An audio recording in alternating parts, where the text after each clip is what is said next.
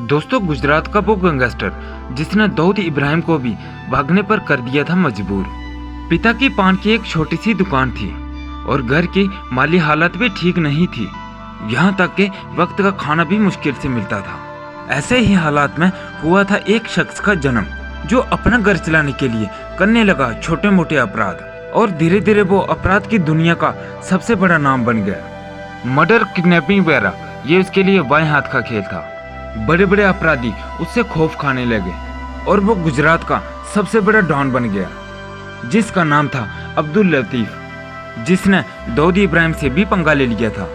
दोस्तों, लतीफ का जन्म 1951 में अहमदाबाद के दरियापुरी इलाके में हुआ था और उसके पिता की एक छोटी सी तंबाकू की दुकान थी और घर के हालात भी अच्छे नहीं थे। इसके चलते अब्दुल ने सिर्फ 12वीं तक पढ़ाई की और अपने पिता की दुकान में मदद करने लगा। घर में तंगी थी और लंबा परिवार था और घर का गुजारा भी नहीं चल रहा था, तो पैसे कमाने की चाहत में अब्दुल लतीफ अपराध के रास्ते पर चल पड़ा और धीरे धीरे अपने इलाके में छोटे मोटे अपराध करने लगा। इसी दौरान इलाके के डॉन अलारा खां वहीं का रहने वाला था और अब्दुल उसके संपर्क में आ गया। अलारा खां का अवैध शराब का धंधा था। उसने लतीफ की हालत और मजबूरी का फायदा उठाकर उसे अपने अवैध शराब के कारोबार में लगा दिया। लतीफ ने शराब का कारोबार देसी शराब से शुरू किया था और धीरे धीरे करके उसने अंग्रेजी शराब के धंधे में हाथ डाल लिया और उससे उसका फायदा भी होने लगा।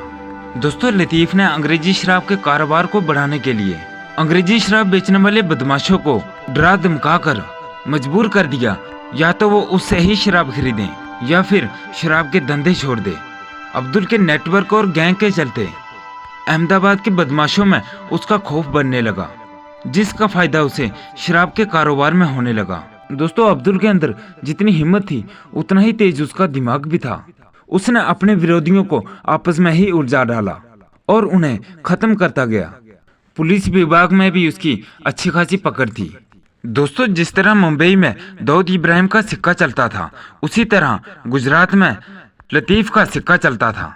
दोस्तों, अब्दुल के काम करने के तरीके से दाऊद इब्राहिम भी प्रभावित हुआ था। दाऊद ने अपने अवैध कारोबार को बढ़ाने के लिए गुजरात में अब्दुल लतीफ से हाथ मिला लिया था। फिर अब्दुल लतीफ दाऊद के कहने पर हथियारों की स्मगलिंग करने के अलावा लूटपाट और वसूली जैसे काम करने लगा। और फिर एक वक्त ऐसा आ गया जब गलत तरीके से कमाई के बंटवारे के दौरान अब्दुल और दाऊद के बीच दरार पैदा हो गई। अब्दुल के साथ मनमुटाव की कीमत दाऊद ने गुजरात को छोड़कर चुकानी पड़ी थी। जी हाँ, लेकिन कारोबार को आगे बढ़ाने के लिए दोनों के अपने अपने फायदे थे, इसलिए एक बार फिर दोनों ने आपस में हाथ मिलाया। दोस्तों, अब्दुल अपने प्रभाव की वजह से गरीब परिवारों की मदद करने लगा और गरीब परिवारों के बेरोजगार युवाओं को अपनी गैंग में शामिल करने लगा और उन्हें अपराधी भी बनाने लगा और धीरे धीरे उसने राजनीति में पैर रख दिया। दोस्तों, अब्दुल लतीफ हथियारों की तस्करी के मामले में जेल गया था।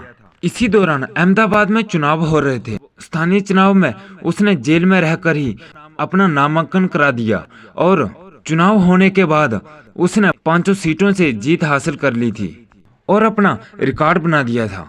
दोस्तों, राजनीति में आने के बाद अब्दुल एक पार्टी के करीब था और वो दूसरी पार्टियों की आंख का कांटा बन गया था और मुंबई ब्लास्ट के बाद वो दाऊद के साथ दुबई भाग गया। दोस्तों, मुंबई ब्लास्ट का मामला ठंडा होने के बाद वो फिर से वापस आ गया। 10 अक्टूबर 1995 को गुजरात की एटीएस टीम ने पुख्ता जानकारी के आधार पर दिल्ली में अब्दुल लतीफ को धर दबोचा। एटीएस टीम ने अब्दुल को कोर्ट में पेश किया और कोर्ट ने साबरमती जेल में भेज दिया। गुजरात पुलिस 29 नवंबर 1997 के दिन अब्दुल लतीफ को किसी केस के सिलसिले में पूछताछ करने के लिए जेल से बाहर ले जा रही थी और इसी दौरान अब्दुल लतीफ ने रास्ते में पुलिस पार्टी पर हमला कर दिया और भागने की कोशिश की और पुलिस की जवाबी कार्रवाई में वो वहीं पर मारा गया। दोस्तों, 25 जनवरी 2017 को रिलीज हुई फिल्म रईस की कहानी अब्दुल लतीफ की जिंदगी पर बनाई गई थी। दोस्तों, ये थी गुजरात के सबसे बड़े खतरनाक डॉन की जिंदगी की जानकारी। अगर आपको ये जानकारी अच्छी लगी हो, हमारी वीडियो को लाइक, शेयर और हमारे चैनल को सब्सक्राइब जरूर कीजिएगा। धन्यवाद।